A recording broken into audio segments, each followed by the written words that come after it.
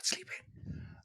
And I'm sitting in the next room, trying to stream, talk about civilization. And here she is. And then, you know what happened? 5 minutes ago, some jackass just lit a bunch of fireworks. Like 1 street over. Fuck. Yeah, it's not fun. No. So Oh, if shit. I'll drop the ASMR voice now, because otherwise it's of course otherwise we will get a different kind of following. Yeah, I don't think that's what we're aiming for exactly. Well, I could do it though. I think Yeah. actually You definitely could. doing ASMR But I would have to as do civilization. Maybe really there's a work. niche market for this. What do you mean niche market? I think there's probably a larger market for ASMR and civilization than there is for ASMR and archaeologists talking about civilization, which is in fact Probably. what we are. Yes, and what we're doing as well. Who are we more than just that? I am Aris Ymir Politopoulos, and up there, no, I did not get it correctly. Up there is Angus Dr. Random Mall, and I've been hanging around with with Unity for all day, trying to code a fun little game for the students of exploring the past, and I quite literally feel like this, because everything you always do in Unity, you have to have such a friggin' mind for how directions work. So if you like rotate a certain thing, it likes, why the F does it rotate like that? And of course, the reason behind that is that there's actually a lot of complicated math going on in 3D games that Unity takes care of most, but it can't, of course, you still have to play with perspective a lot. So I feel non-Euclidean today. Non-Euclidean, exactly. Yes. Nice. Or in fact, I feel Euclidean, but then in a mathematical sense of it continuously being calculated. Yeah. No wiki crutch, because apparently I can't code jack shit, and every time I use the wiki crutch.exe button, basically it takes us out of any game that we play. Yeah. So and we can't have it take us out of Civilization 1 because then then the in game fact, crashes. well, not entirely. The game doesn't crash, but it just minimizes again to the corner, and then you have to it's just a lot of hassle. So bear with us, people, as we try to navigate, well, not sleeping children, in your case, late night grading calls, and non-Euclidean Unity tutorials, and non-working exe buttons. It's just a madhouse, people. It is a madhouse. It is a mess. In any case, we are hopefully ready to get cracking. You sure? You sure we're ready to get cracking? Yeah. All right. And it won't take us like half an hour to set this up again. Famous last words, Iris. Let's see. Well, in fact, it is kind of it's black now, but it will. There we go. So yes, in actual fact, the game did save, which is good. So we have a working game. We have it full screen. Yes. So all of this is going so far so good. So far so good. Although I thoroughly enjoyed just messing about last. Hey, that's my good friend and colleague, Dr. Paul Viertaler. He's going to get a couple of trumpets for sure, which is not going to take us out of the game. The trumpets do work. Is it not? Okay. No, the trumpets work. All right, my friend. So it's kind of lucky actually, because we are playing the Chinese, and yes, Paul is in fact an expert on it, but I don't think at the same time that we really, the thing is, as we already said last week, you don't really get much of the culture of the actual civilization that you're playing, particularly Civilization 1. I mean, later civilizations, much more, and we've talked about this extensively, but not in Civilization 1. Civilization 1, it basically means this is your color, and that mostly is it. Otherwise, other than your starting civs, what were they? Advances, and the names of your cities. There's really not much flavor to what civilization you actually play. No, exactly. It's more or less just, well, and the name of your leader, of course. And then there are some hidden variables related to that. Yes, but not for the player character. What Not do you mean? as well. So, I mean, the leaders have different personalities in Civ, but we'll probably talk about that. Yeah. But you, as a player, No, you as a player now. have your own personality. Do So you not though? for the player character. All right, man. So we were last time we had just started our fledgling empire or whatever we want to become, and Yeah. we were running around with or I think our only troop at the moment. Oh, we had two, right? Or no? Oh, we Uh, had one and then we lost the one that we had. yeah, I think so. I think so. Yeah, that's what happened. So I think what we want to do is just not roam too far with this Deuterino because barbarians be prowling, and in civilization it's not like you have nice city walls. They just No. come straight up and Yeah. take care of business. So let's just get back, I would say. I mean, we made a second city quite quickly, right? Yeah, exactly. All things considered. Hey, there we go. Hey, we discovered something. Well, We dis- Sid Meier has discovered something. Sid Meier has discovered something. Sid So Meier has discovered ceremonial ceremonial. burial for sure. So ceremonial burial is let's also look it up in the Civilopedia. But And also, I'm gonna look it up, of course. and over Artificial here in our guy. trusty Macmillan World History Fact Finder. So Yes. while I navigate to the Civilopedia. Mm-hmm. Oh, actually, we don't have to navigate. I think we're gonna see this straight up after this. Yes. All right. So I will read this, Go ahead. and then you look it up in your in your Rome on 640 Ks a day. For those of you who Yes. have just joined us, the book that Iris is going through is the very first strategy guide to civilization, written by two civilization fanatics that were among the first to play this game and had extensive discussions and ideas about how this game should shake up. And that's what they more or less talk about. Last time I sort of compared it to the diary of one of the conquistadors that wasn't Columbus. Yeah. So, all right. Ceremonial burial is another civilization advance. Groping for, that's not a good word to start. That's not a good word. In 1991, that was still a word that you could probably use, I think. Yeah. Trump did not use Groping that. for an explanation of the world around him. The earliest humans developed the first concepts of religion. These early Okay. forms of worship attempted to give order to the world and assign humans a role in the universe. Gradually, the rites of worship grew more sophisticated with sacrifices, ceremonies, vigils, symbology, sacred items, and prayer. Ooh, that's a lot of stuff. That One is a lot of stuff. significant step in the advance of worship was the ceremonial burial, often a preparation for an afterlife. The remains of ceremonial burials offer some of the most detailed information available of past civilizations. So, as anything with civilization, there's a lot to like here, and also some stuff that I am not very super fond of. Yeah. So, yes, the remains of burials. I wouldn't say ceremony. So, well, maybe let's unpack this a little bit because this is, by the way, if you're like here to watch a lot of civilization happening, no. We're here to do a close reading of civilization as a text, and that also means actually of the text, the actual text in the game. Yeah. So This is a research live, people. this is research in progress, yes, for sure. So the idea of ceremonial burial is kind of a tautology, Mm-hmm. almost. Almost, yeah. I mean, it is Not technically necessarily, but no, not de facto, not de facto. Well, de facto almost yes, but not yeah. de jure, not as a law. But Mm-hmm. there's almost no burial that is not ceremonial, to some extent, Yeah. and that.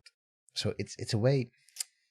Of course, it's if you just say burial, it kind of seems weird, right? Because but the extent to what we mean then what they meant with what a burial is that is ceremonial versus not, Yeah. you almost get the idea that what they mean is rich burials with a lot of stuff in it. Yeah. I mean, very clearly, right? And they have a very clear idea of what is the definition of a ceremonial burial, having the sarcophagus and stuff around the sarcophagus itself, Yeah, yeah, like clearly indicating that this is a big ceremonial burial, like the pharaohs and what yeah, would happen in the pyramids and so on. yeah. So one of the other things that you really clearly see in this bit of text is that it really is supposed to lead to religion. Mm-hmm. And Yeah. we know of ceremonial burials that go way, way, way back. Ceremonial burial is in fact not a trait unique to Homo sapiens. It Nope. is maybe not even, if you believe some of the reports on, for example, elephants and mourning and how they dispose. That's not necessarily burying, but sort of ceremony around death.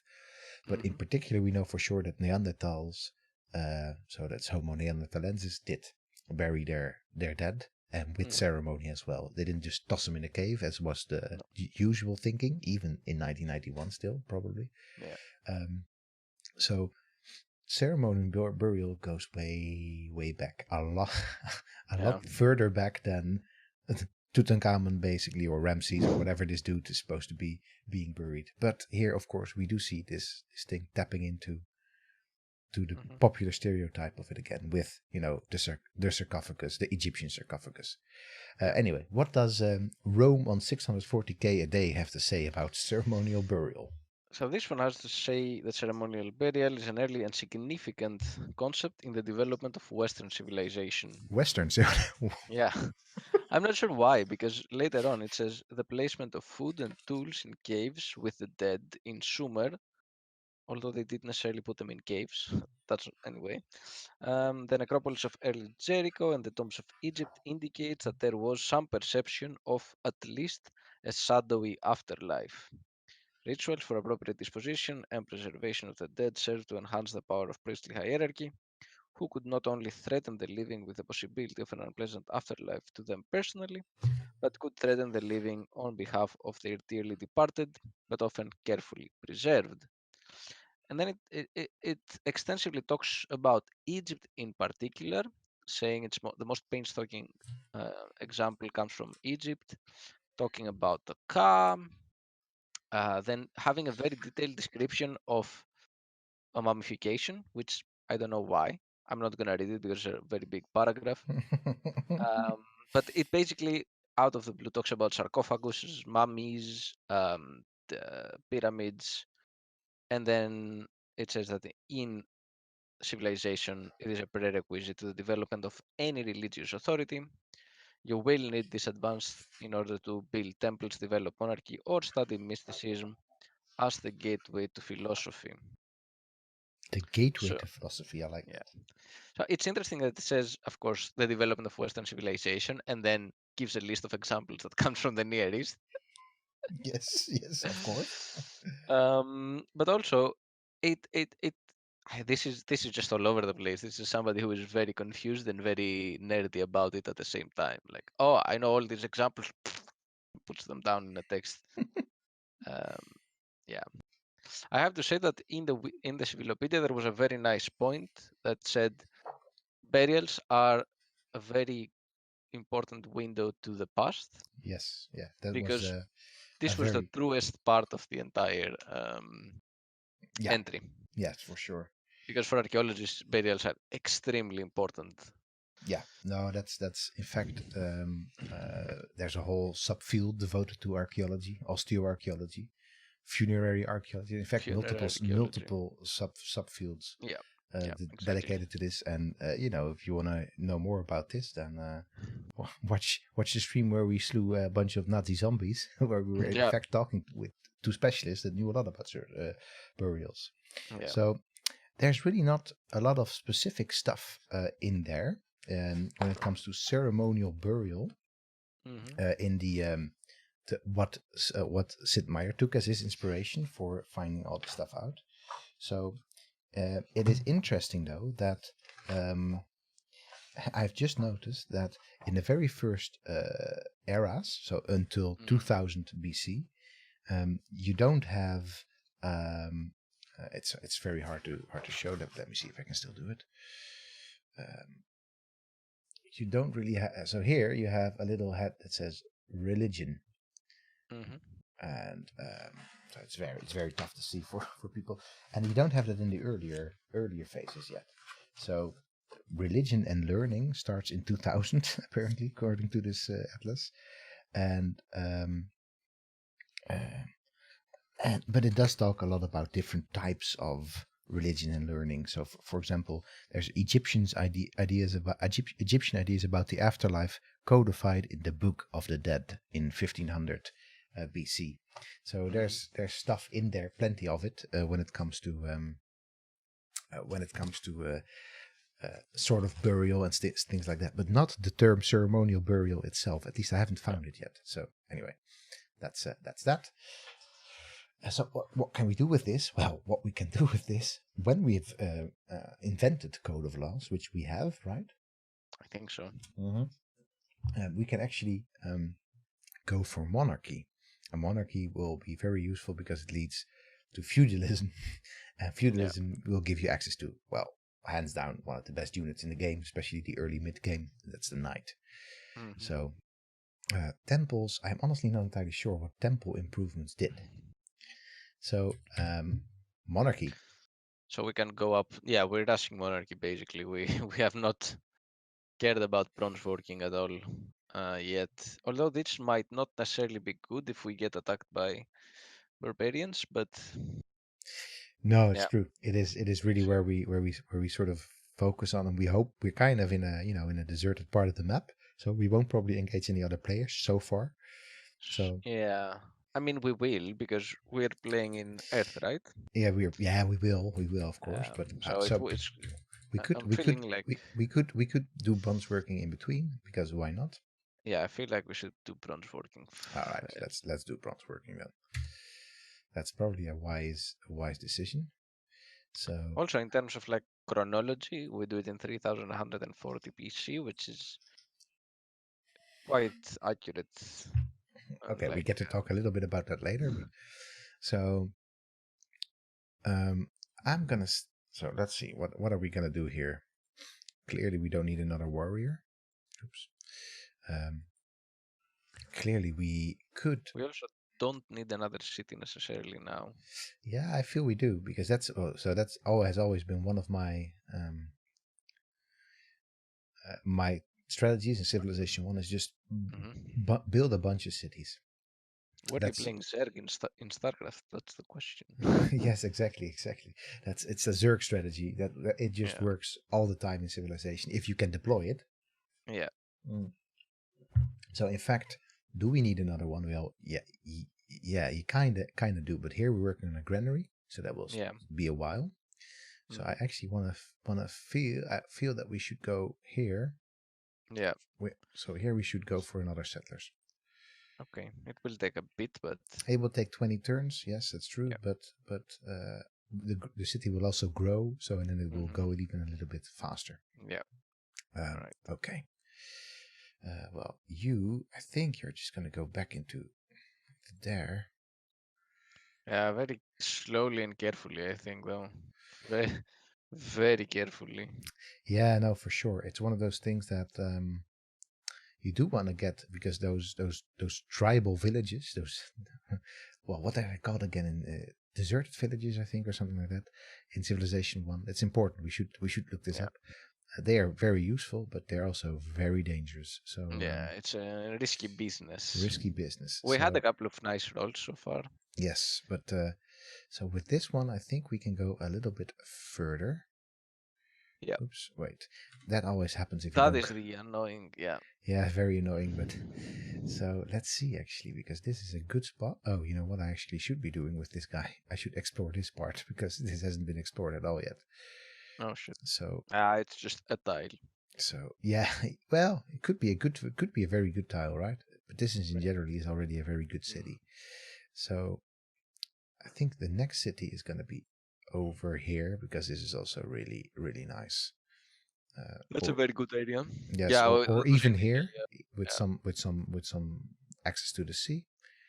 Although we don't really need much sea access in Civilization 1. At least I never really went for that. You just need a place to put a bunch of units into a ship. Yeah.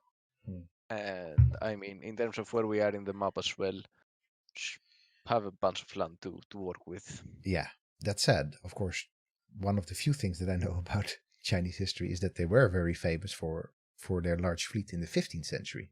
Um, well, I kind of, oh no, annoying. This is me playing with, right? Just want to welcome all the new viewers that are popping up. That is absolutely great. If you've never were part of one of our streams before, then super big welcome to you.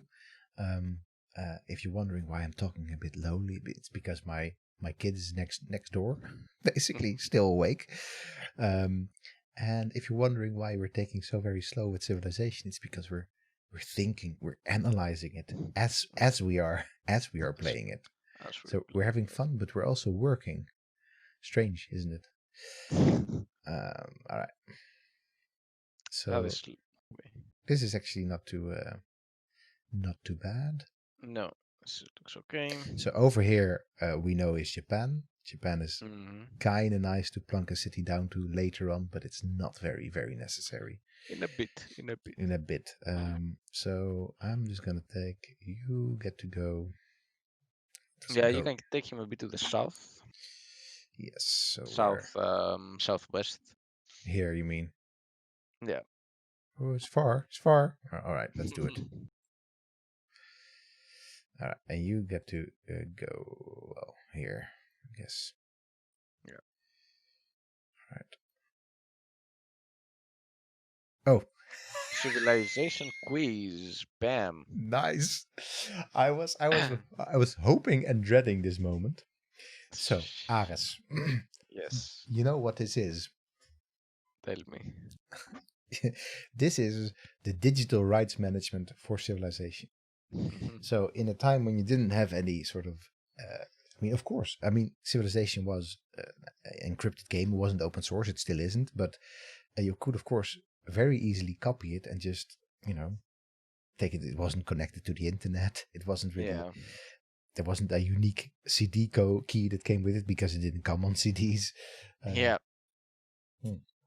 So what they did have was, if you had bought the actual game of Civilization, the original version, then you'd have a manual with it. And if you just copied it from your friends on a bunch of floppy disks, you would have also had to copy that manual, which also was painted on a type of paper. In fact, the best, like most popular games, were printed on photocopy proof paper. So it had a bit of a sheen to it. Yeah. And I don't entirely remember if this was also the case with Civilization, but I do remember that, this was always a dreaded moment if you were playing with one of your friends and they didn't have the manual. Yeah. That said, Ares, I do need you because I kind of am afraid to touch anything at the moment. So you have to go. So explain what would happen here. What would happen if we? Well, actually, we can even quite literally just doctor this one out, or you can probably look it up in your strategy guide. Yeah, probably. Classic DRM for sure. So so basically it and it is nice because it is diegetic, so it is really part of the narrative of the game. So there's a usurper claims that you're not the rightful king. To prove your royal birth, you must answer this question. You must a question about future technology, apparently. So which civilization advances are required to learn the advanced picture below? So that's actually advanced flight. That's the name of the advance. And I want to say, so you have to have flight for it. And that also means that you'll have to have, because you have to have flight for it. So flight and electricity, I'm going to say. But if we get this wrong, we straight ass crash out of the game. So we better not get this wrong. So if this is advanced flight, the symbol for advanced flight, then for advanced flight we do need flight and electricity. All right. That's kind. I've never understood why that makes sense, but why you need flight and electricity for advanced flight. I guess that's sort of the earliest flying machines didn't have like electric components or something. I honestly don't know. But probably okay, this is then the answer. Yeah. Yes. Okay. Wait. May you enjoy a long and glorious reign as sovereign. Nice. Very, very, very good. Well done, Ares. So well done. We're through. I can read guides. Prince Random. Prince Random of the Chinese. Yeah. Okay, my friend. Where are we? Where are we gonna head to with these Deuterinos?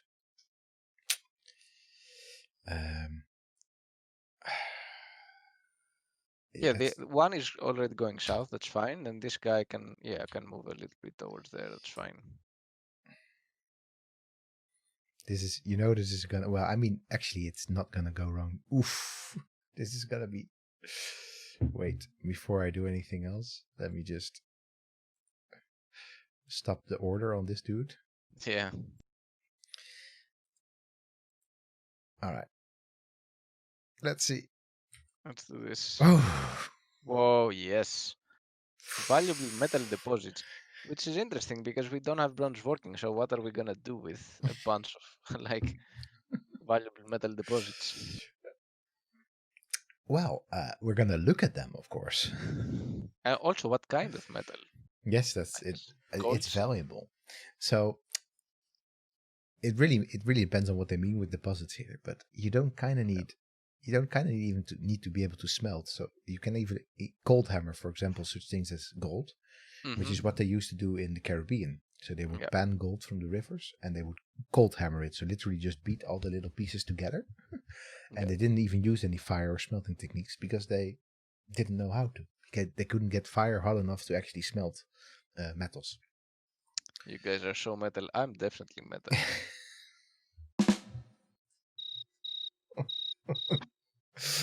Very good, very good. Okay, let's continue our journey with our intrepid warrior at explorers. Yeah, I'm gonna go a bit like oh, there's what's this again? I forgot. It's isn't coal. this? It's coal, right? I think it's Is it coal. coal? Yeah, I think so. Maybe. That's good. You can click it, right? Yeah, we can, but now we actually have settlers, so that's really good.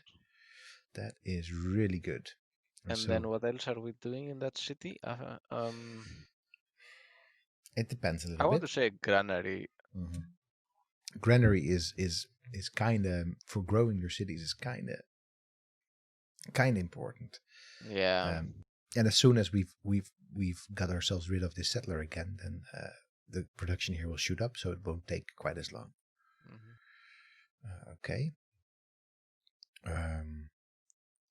So I think what we want to do is we want to over here. We want to bring the settler over here.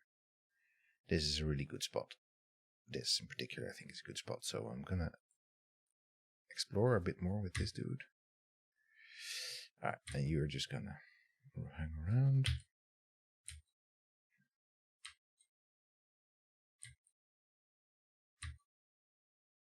Okay. That's plenty of coal right there. Yeah, no, probably at some point we want to just plunk down a settlement there to just make. So right now, I think we should be able to. Okay. Yes, so that's coal. That means it will actually have a lot of production with mining.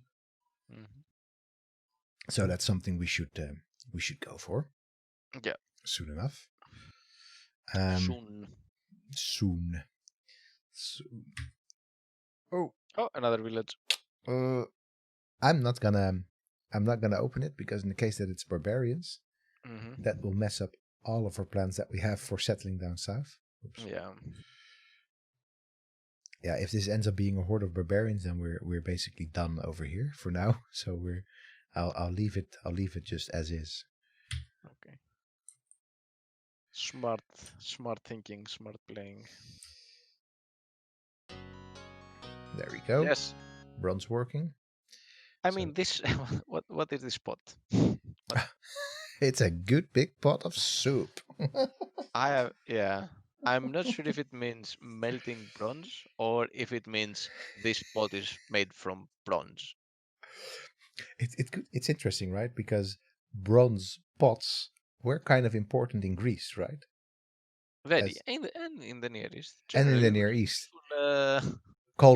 cauldrons Yeah, for in fact drinking from with feasts and stuff like that. yeah, or craters for wine and Yeah. stuff like that. So, but clearly this is probably supposed to be This is supposed to bronze. be smelting, I Yes, guess. and that's not how it works, people. No, you don't you well, don't no. you don't put a lot of bronze in some sort of iron kettle and then copper and then Also, just sort. this is a relatively poor like pixel drawing. Yeah, I think they were sort of like, oh man, oh god, yeah. Especially what's going on with like the the right part of the kettle. Yeah, I have It's no so idea annoying. I don't have a what's cursor in going this view, but and just the fire is like, yeah. They could have put anyway. Maybe an off day for whatever great pixel artist had working on this on. game. So bronze is an alloy of copper and other metals, mainly tin. Bronze working technology grew out of experiments with copper ore, which is often found pure enough in ancient times to be worked into metal objects. Hmm. Experiments with the distinctive greenish copper ore led to mixtures of metals into bronze. The new metal proved much more useful than copper because it was harder, less brittle, and could hold a sharper edge. It Hmm. made better, less costly tools, and was very useful for making weapons and armor. The first societies possessing bronze weapons had a distinct advantage over those armed with stone or copper. All right. So, I They had us at the first half, yes. but then But yeah, then it sort of devolves, right? yeah. I mean, it is not incorrect, right? Um, Yes and no, in the sense that it's a little bit more complicated than that. Like the concept of possessing. This is an interesting thing that was very relevant even up until like the 90s in archaeology. I'm pretty sure there are people and like professors who still teach this kind of ideas that the possession of a specific of one particular resource, and mostly resources that make weapons, are the key resources that give advantages to civilizations or to cultures over other cultures. So this was the case with copper and bronze over cultures that did not have copper. And then the same goes for the Iron Age and the societies that had the knowledge of iron working for making stronger weapons than societies that only could make bronze weapons. And then that's why they managed to like yeah, take over basically, and take over. especially in Greece, because that's where we see this being, or at least it was one of these big narratives that had to do with the late Bronze Age collapse and the beginning of Yeah, the Iron yeah. Age. And that is not to say that it is in fact true that for utilitarian purposes, including the utilitarian thing of smashing somebody's head in with a sharp object, bronze is better, right? Just as iron is, Yeah, generally better than bronze, yeah. and steel is better than iron, etc. And now, of course, I don't know if Dr. Pasco is here, JA, but I'm sure that he can tell us all sorts of super complicated alloys that are now part of the aircraft engineering industry. But cultural advantages arise mostly from From Wi-Fi quality. yes, Yes. that is definitely, and that's why people that don't go for Wi-Fi but for Ethernet will always have the highest quality of life, at least in times like this. Yeah. But yeah, it's a very monolithic type of explanation. Mhm. It could be that I mean people that in the 90s and earlier on, the professors that were teaching this sort of stuff and maybe still are, Mhm. they were, of course, living in an age in which it was very important to harness a very specific type of technology. And we'll talk Yeah. much more about that later, of course, but that's, of course, nuclear technology and nuclear Mhm. weapons in particular. Yeah. That so if you extrapolate the tension of that one very particular type of weapon back Mhm. into the past, then that's Yeah. the sort of explanation that you're going to end up Yeah. with. Which is interesting because it's today in a significantly more globalized society, even compared to the 90s. We've kind of stopped thinking about this concept of military resource being the crucial factor for cultural advantages. Yeah, no, it's when we talk about the Bronze Age now, we talk about traveling smiths, or at least Yeah, we used to do when I was studying archaeology, yeah, and uh, sort of expanding toolkits, hmm and ceremonial burial, in fact, yeah, that sort of stuff, much more than oh, now they have bronze weapons, so now they're able yeah, to kill off the people that don't have bronze weapons, which yeah. is also not kind of how this works, right? it's No, not like it's not like it's it's not like I now have a bronze weapon, you cannot stab me with that stone that you have. It's not. no, That's exactly. It's also such a reductionist approach yeah, to understanding like changes in culture only through conflict and yeah. nothing else. It's almost as reductive as understanding changes in culture through games. Yeah, bam. Right. Anyway, we it will allow us to go for currency and Yeah. ironworking, and then also build that phalanx unit that we were talking about, and the Colossus Wonder. I honestly haven't got a clue what the Colossus does anymore in So Civilization 1. it has a very interesting thing here in Oh, wait. the guide. In the guide about the Colossus or about No, no, bronze about working. bronze working. All right, go. Hit me. So first of all, it says that bronze is an alloy. At various times, the mixture has featured as little as Wait, two-thirds let me copper. wave goodbye to Paul. All right, Paul. Cheers. Hope you're healthy. Sorry. Hope you're happy. Talk to you soon.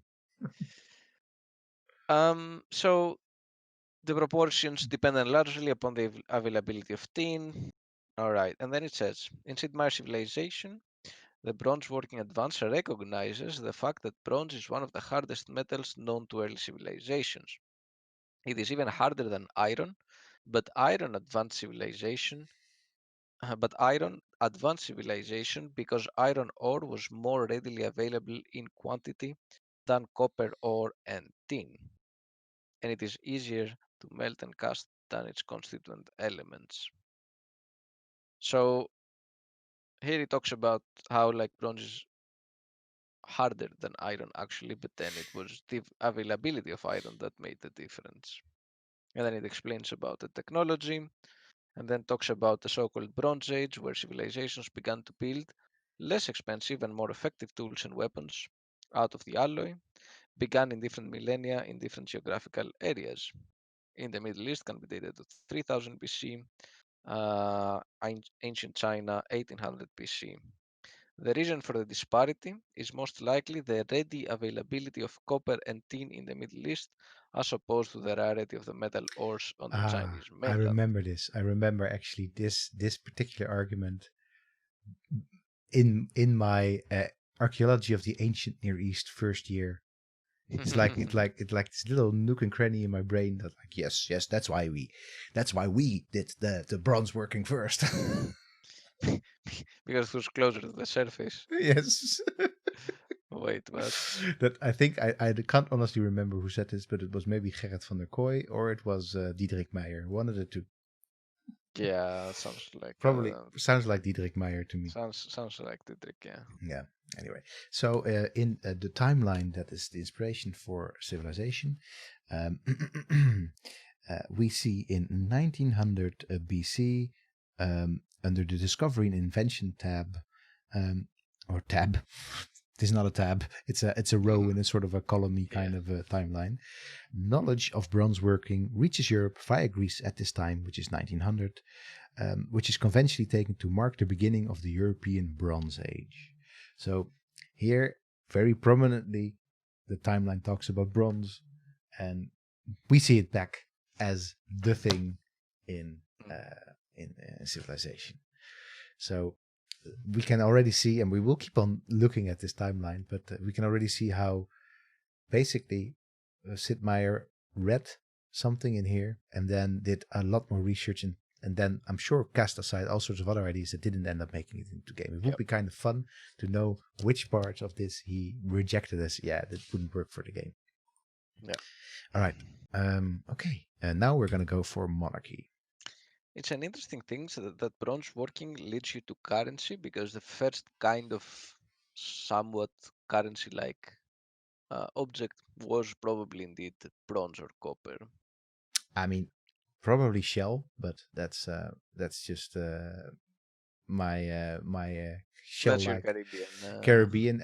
I mean, as well as cowrie, and Yeah, there were already a lot of these shell things flying around all over the place before yeah. the. But anyway, who knows? But But in bronze terms of bronze is standardized like metal object that represents a specific like value. in contrast to a standardized a standardized object that represents a certain value. Yeah, because the other one is metal. Yes. Sure. Then in that case, yes. If it has to be about metal, then yes, bronze is the first, and shell isn't, because metal shells is were not invented for a while is yet. oftentimes also not metal. No, exactly. So monarchy it is. I want to have a brief look in the Civilopedia at give me the Civilopedia, my friend. What? This UI. Okay. Okay. I didn't want a complete one, but okay, I'll take it. The Colossus. There we are. Okay, well, we already know what it was. It was knocked down by an earthquake only 56 years after its construction. So this is straight up Herod, is it? Who talked about the Colossus? I think it is Herod. Anyway, I wonder. We can think later what is. But this is a wonder, right? So it should be in the wonders here. Yeah. Yes. The Colossus of Rhodes. Let's see what it says in the. Although colossi, huge statues which typically represent gods or demigods, were present in many civilizations. The most famous of all was the 100-foot-tall statue of the sun god Helios, which stood at the entrance of the harbor at Rhodes. This bronze statue, sculpted by Cares of Lindus, was reinforced with iron, anchored with stone, and took approximately 12 years from inception to completion. Less than a century after it was completed, an earthquake caused enough structural damage to break off the statue's body at the knees, thus the graphic in the game. Sid Meier's civilization describes the Colossus in the game as standing at straddling at the harbor, a legendary fallacy often attributed to the Colossus of Rhodes. This is highly unlikely, but cannot be proven. Whether the statue actually straddled the harbor or not is immaterial. The purpose of the statue in the game is to accentuate the privileged status of the trading harbor of Rhodes. So, construction of the Colossus within the game's framework means that you will get an extra trade unit for every city square that is already generating a trade unit. Yeah, it's not a trade unit so much as it is a trade resource, but okay. Yeah. So, have you read this part over here? For 900 years until sold for scrap by Muslims who plundered the city in 654 AD. This is entire. We will look into the Colossus a little bit later because we may end up building it, right? But maybe. I want to know now. All right. I want to know now. All right, you know now. I'm gonna wikicrats myself because, of course, I don't know that. Talks about the posture. Oof. That's another village. Oh shit. Oof. Oof. All right. So apparently, this idea about the sculpture being sold by Caliph Mawiyah when he captured Rhodes, according to the Chronicle of Theophanes the Confessor. The Confessor, I like that. It's always a good Yeah, name. he's a chronicler, a Byzantine chronicler. Mm-hmm. We learned about these people and the Byzantines really liked the Turks. Yeah, so. No, he was not Turk, he was Arab. So Oh, he was Arab. Sorry. Yeah, back in I thought it was. 1653, the I thought it Turks was were not right. Exactly. There were not really any Turks in the picture. not there yet. No. Not there yet. Not there yet. Yeah. The same story is recorded later as well. The Arab destruction and the purported sale to a Jew possibly originated as Oh a part no! Oh No. no! Why did you unleash them? Sorry. You have unleashed even. It's quite Oof. interesting, like the term. Oh yes, unleashed. Yeah. It's also friggin' horseman. This is an issue, dude. We This is have an gonna be issue. difficult. Yeah. We have a Oof. problem. Oof. I'm gonna in case this thing goes south, I'm gonna quickly save and see if there's any sort of way around it. Probably not. Probably not. Now we have to fight them. Now we have to fight. Let's drop the history knowledge for a bit and see how we solve this. See how we solve this. Yeah. All right. I think we So solved this first by just running away. yeah, our militia has the GTFO. All right. Do how I can actually. So this is something I'm gonna do. Yes, we're gonna buy. You're gonna buy the granary. Yes, the rest of the granary because it's not that expensive. Okay. And in fact, we're gonna have a little look over here. This is probably gonna be a bit Oh, yeah, expensive. it's too expensive. No, we don't want to do that. Okay. But we can buy. And we can maybe buy a unit after that still. Yeah. Hopefully. Okay. All right. So wait. Okay, you're just gonna. No, stay away. I mean, one warrior killed two horsemen, right? No. He killed one, and then after the other one ran the other way. Oh, did he? Fortunately, but so Okay. phalanx. Okay, boom. Yeah, this comes with bronze working. Oof. Maybe in time we will. Maybe something else, not. I mean, if we are really up a certain creek and we can go for Yeah. Okay. but it will take 2 turns still for him to reach that. Yeah. I'm a bit more concerned about About our settler. About our settler. Yes. Let's see. This is a really good spot though. Okay. So probably Okay. I'm just gonna plunk down. This is not. I mean, they've split up, so that's not necessarily going too poorly. No, not too poorly, but I like how it's like black horses with red eyes. yes. Like, So the question is really, do we want to sit down here, or move one more over here and actually be at the? I wish I think you want to move. No, but I mean, I can't really move that much farther. But this, I mean, this has one move only. Yeah. And then it's just gonna be taken after that. So unless we win the combat. I mean, it should win the combat, right? This? Yeah. No, well, you think so? I don't know, man. I don't know. Do you want to play it safe? Just plank the city down. Yeah, but it's see. So the thing is, cities are kind of permanent, right? So, all right, I know what I'm gonna do. They are kind of permanent, yeah. I'm gonna. Unless they are Assyrian capitals. All right. So, haha, very good, my friend. Very good. So this is probably still the best spot to go for. Oh, he's gonna go for the bigger prize, I guess. Okay, we'll send our militia up. Yes. Wait, I want the settlers. Canton. Nice. Such nice Chinese city names. All right. Canton is Guangzhou. Yes. Like, oh well. This is a good spot though. This is a really. Yeah, I'm very happy that we actually were able to sit here. And all right, buy. Yes. Okay. I keep on wanting to scroll with my mouse, like up and down and zoom in. Yeah. It's like remember. Anyway, okay. Let's move this Deuterino up. Funds are running low. No, we're good. We're good.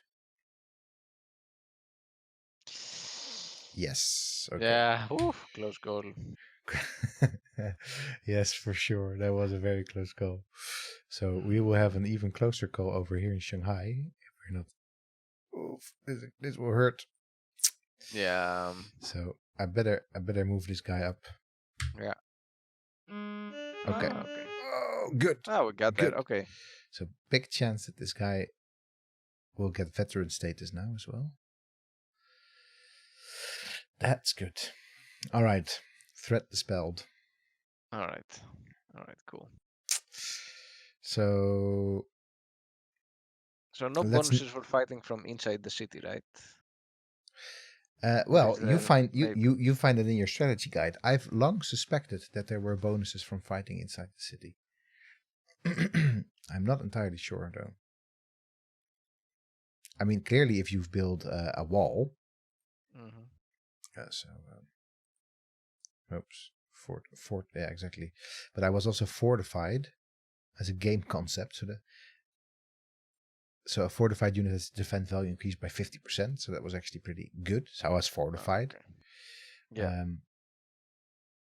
More over here, and I think so. Sentry, that means there's no extra, and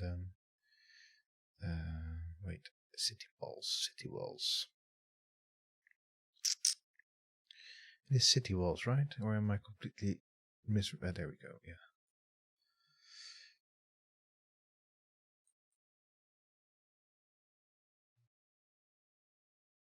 200% defense bonus, but I don't know if there's a defense bonus for regular cities. I kind of almost feel there should be. Maybe actually it will say that over here. No, it doesn't say that over here. Oh, this guy's actually building another phalanx. That's probably not a good idea. No, that's not what we want, right? No. Do we want the Colossus here or the lighthouse? What we're gonna go for a wonder, right? We should go for a wonder. I think it's about time. So I can tell you what the Colossus gives. That's trade. Yeah. Game faction one. Zoom meeting purgatory for poor Herr Professor Doctor John Aycock.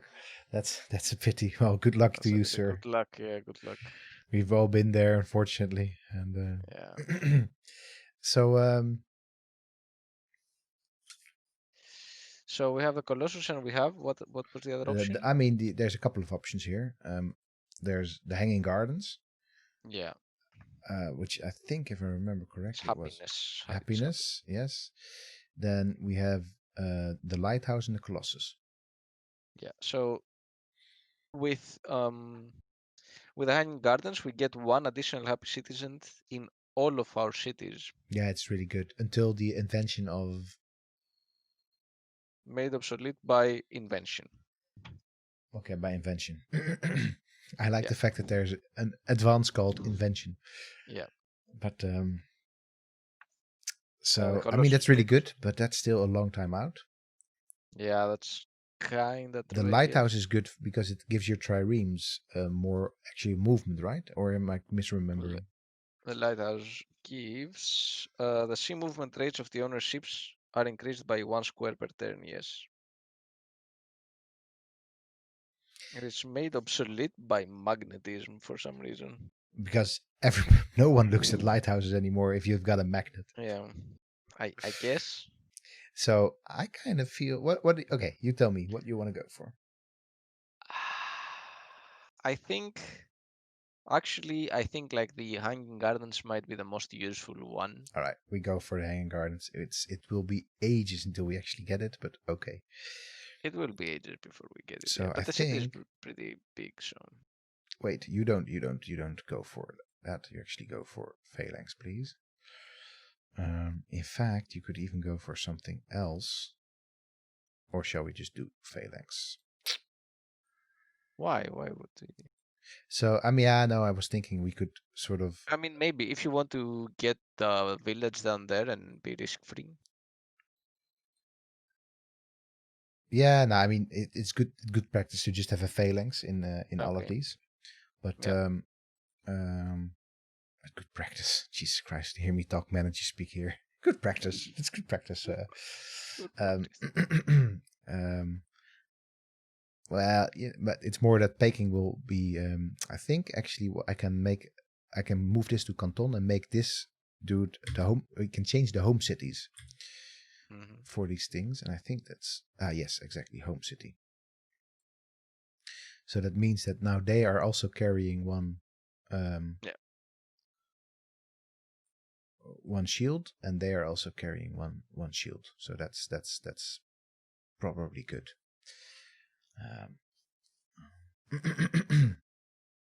And that said, then this if we have a phalanx here, we're going to go for that little village over there. And if this dude survives, then we're going to go explore a bit more. So how long still for the granary? 6 turns. That's okay. Yeah, right. we can also buy it. Nah, let's not do that. No. Okay. All right. Cool.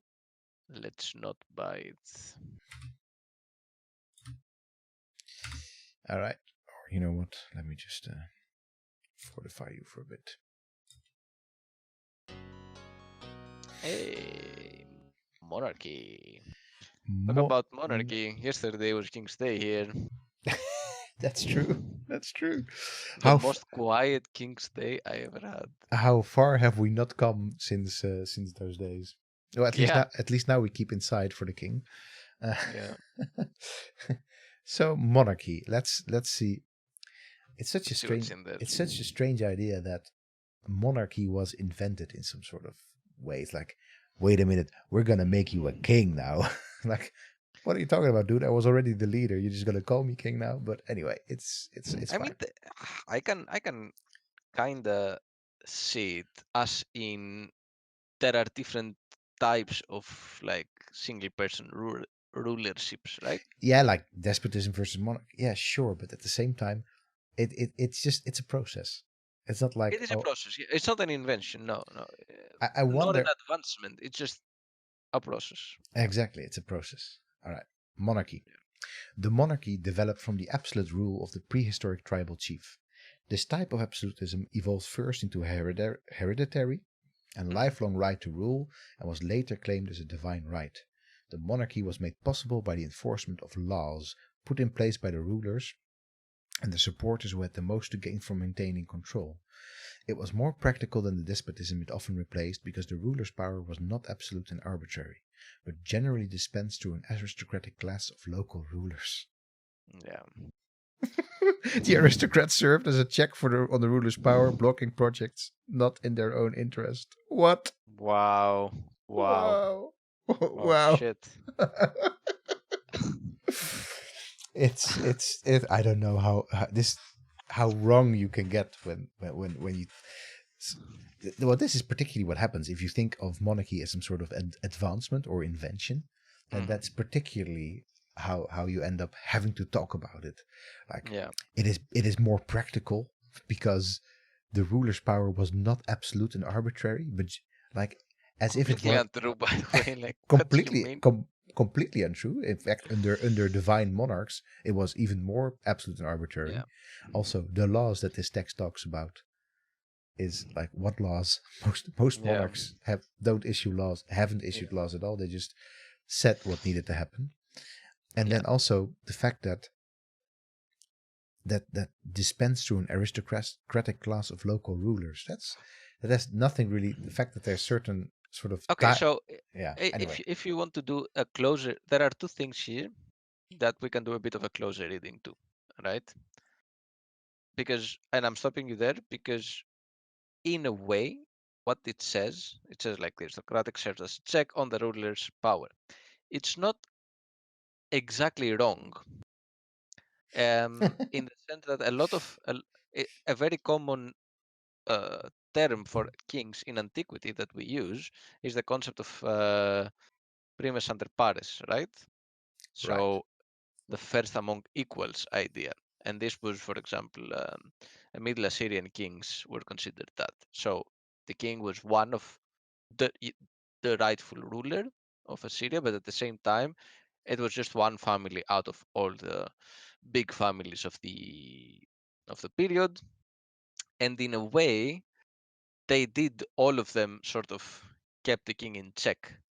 as in the king would not act against their interests, otherwise the king would probably be assassinated. Yeah, but Which is this also kind of what it says here. but this in itself has nothing really to do with the monarchy. This is just how power works. Yeah, yeah, yeah, yeah. So if your power is, and most power is in the end, uh, you know, comes from other sources than just yourself. So Mm-hmm. that's just how power works, right? So you Yeah, may, because if you're going to say things that other powerful people don't like, even if you're the most powerful one, they're just going to gang up on you, and you're not the yeah, most powerful one anymore.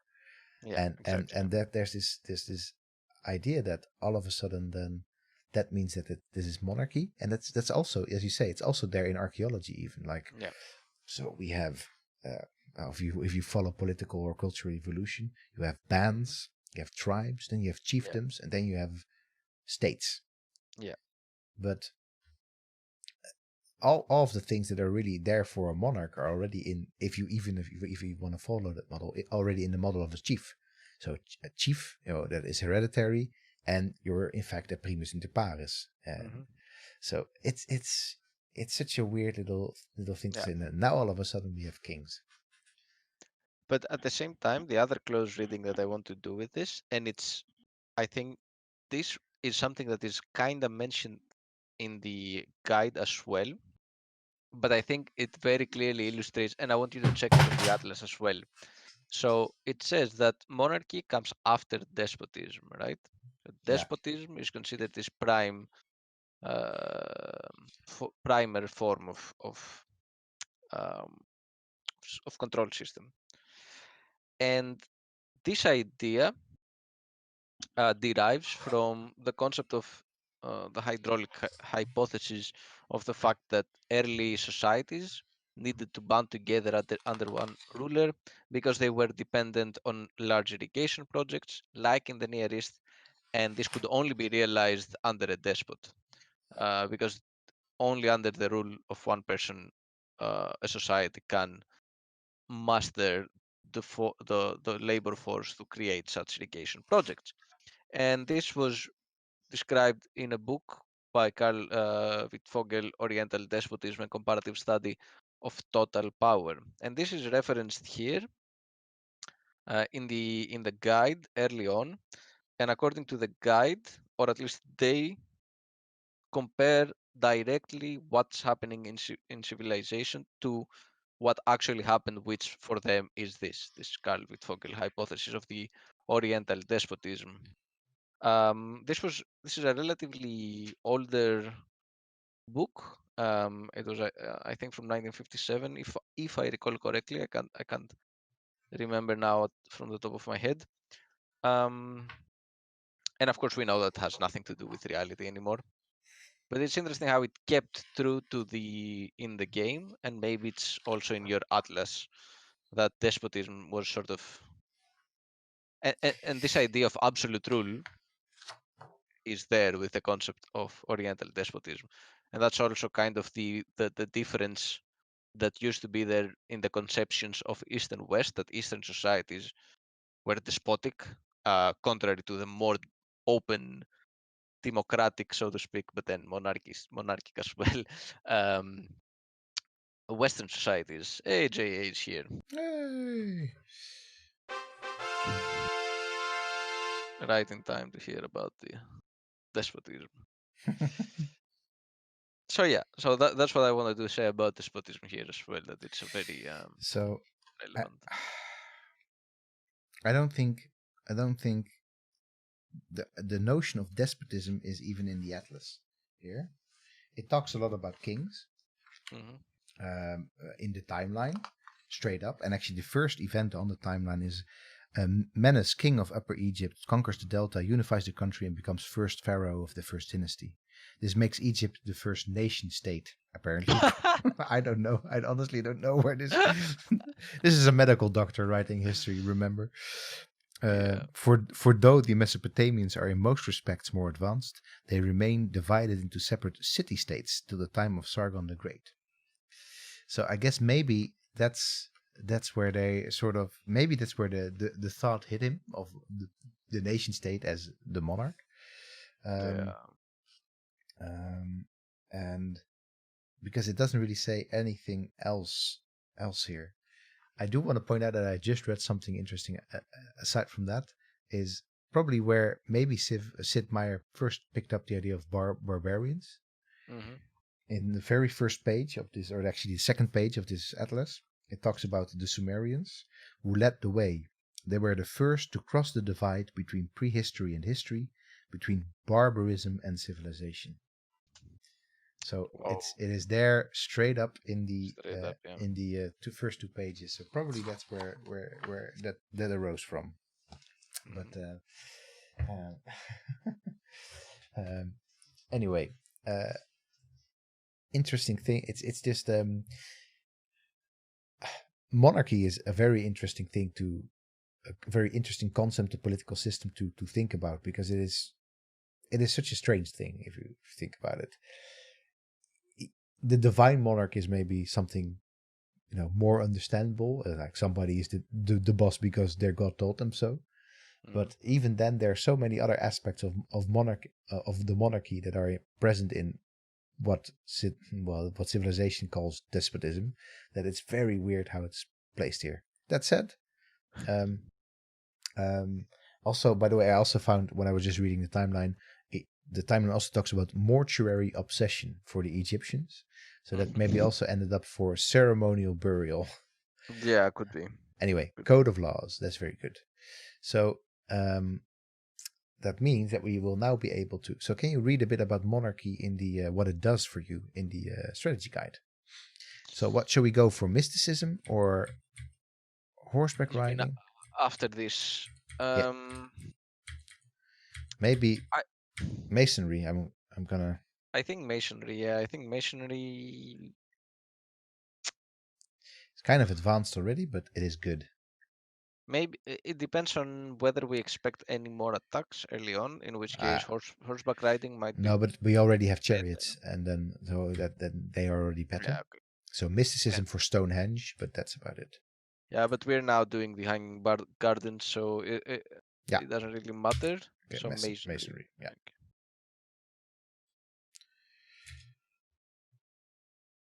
We're already in 2440 BC. yeah. Time flies. I really like the granary being portrayed like this. Yeah, talk to me a little bit about this. So this is, you Uh, probably know, it is some sort of Egyptian granary, no, this is this type of granaries probably already existed in Neolithic societies right? already, and we still see this type of granaries in the Near East up until today. These tholos-like structures for a granary. Yeah.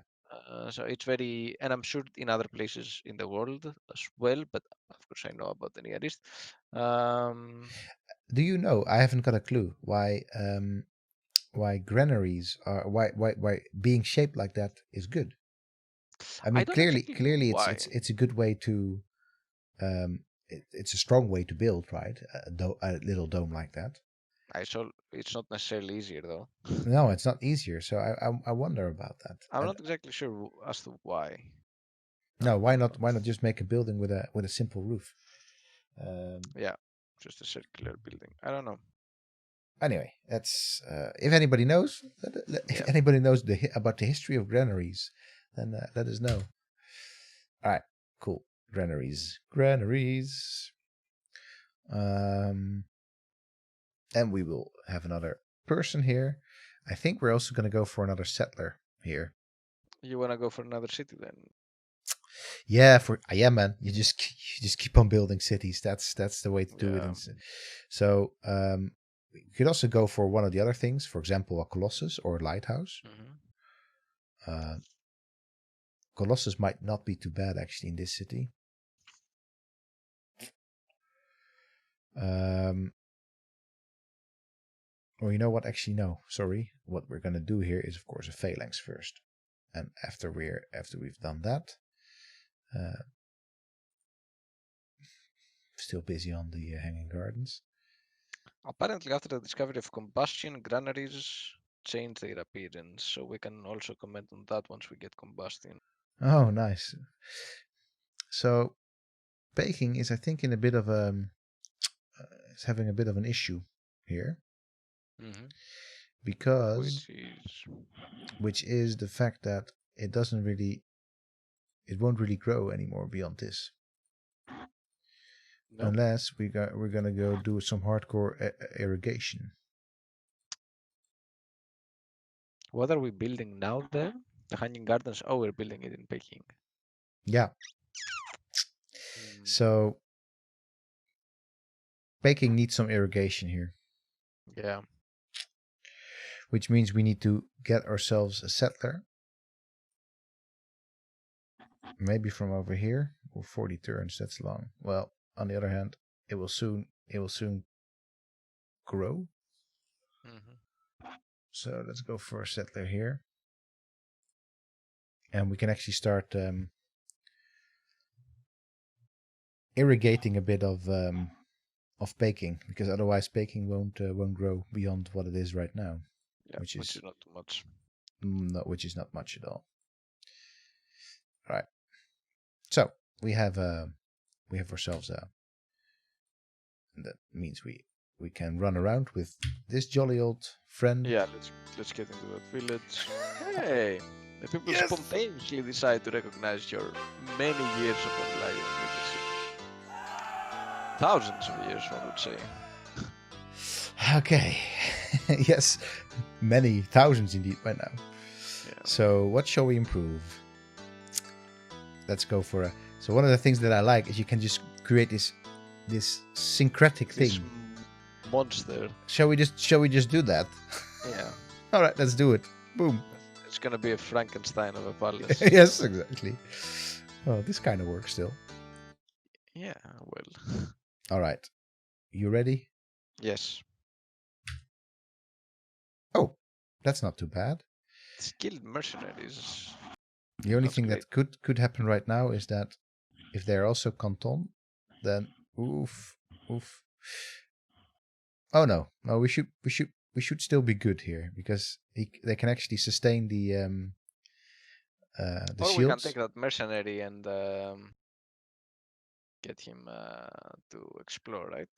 Yeah, we're gonna do that. No, I mean, what we can do is, I was looking at the if they can carry it, the production. Yeah. So that means, so one thing that we could even decide to do right now is to disband this militia.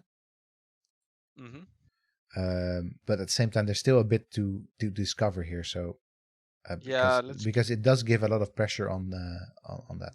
So we could, by the way, I completely forgot, but we could of course change to monarchy. So yeah, of course. Miscellaneous, let's go for monarchy. So most often replaces a despotism, of course. Yes. Most often. Units require 1 resource per turn to maintain. Military units in city decrease unhappiness.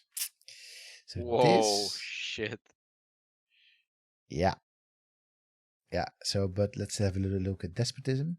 Decrease unhappiness, but not increase happiness, right? So production squares of 3 or more reduced by 1. 3 food becomes 2. Home city units numbering less than or equal to city size do not require maintenance.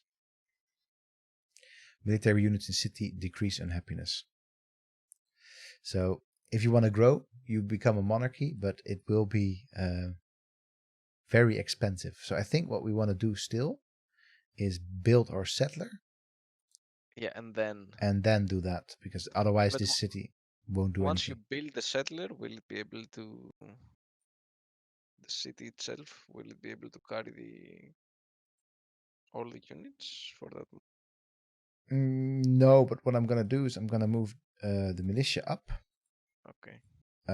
All the way to Shanghai, and they will carry over. Actually, first to Peking, because Peking is just carrying this one right now. So wait, come on, activate. All right. Anyway, this Deuterino is gonna go. Oh wait, actually, I also want to know what's down there. Still, you have to go over yonder. So one thing I think is kind of neat, by the way, is is there actually is a wayfinding system in this game. There's all sorts of things in there that we stop and think about, that they're kind of neatly advanced. Mm-hmm. You just click on a certain cell, and this unit now knows how to move there. Yeah, in terms of like gameplay advancements in this game, there are plenty, and Yeah, yeah. very good ones as well, and stuff that you would not expect to have. No, exactly. That well, that at that time you wouldn't expect to have. That's it, exactly. Oops. Let me Well, see. at that time, maybe you would. At nowadays, we think that a lot of this like AI stuff that that a lot of companies have perfected is very contemporary, while it's actually like a 30-year-old concept. Yeah, no, for sure. So, what do we want to do, Aris? Do we want? No, that's. I mean, of course, wayfinding is something that wasn't solved by Sid Meier, No, no, no, no. but That's not the point. it is in this game, and in that sense, it is. Yeah, It's not just us clicking and giving orders. I mean, we're giving where it has to go, but it sort of calculates an okay route. yeah. So we build another settlers here, so we can start our irrigation a bit quicker. Or shall we go for the Colossus or Lighthouse here?